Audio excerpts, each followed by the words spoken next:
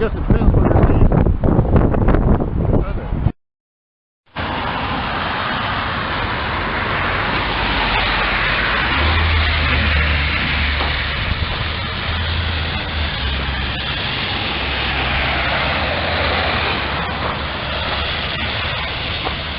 Okay, 1, 2, 3, 4, 5, 6, 7, 8, 9, and a spot for 10. Time you're in the movie. Say, this is how. This is how We deliver a hot water heater. we deliver a hot water heater Using a bicycle. using a bicycle.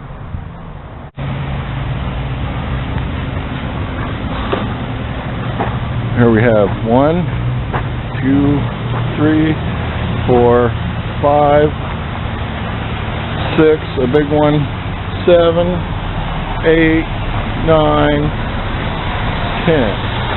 Okay, this time we have a speedometer.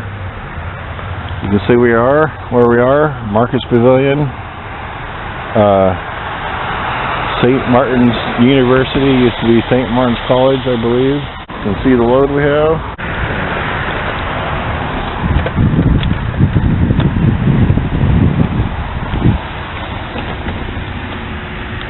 About 4 miles an hour.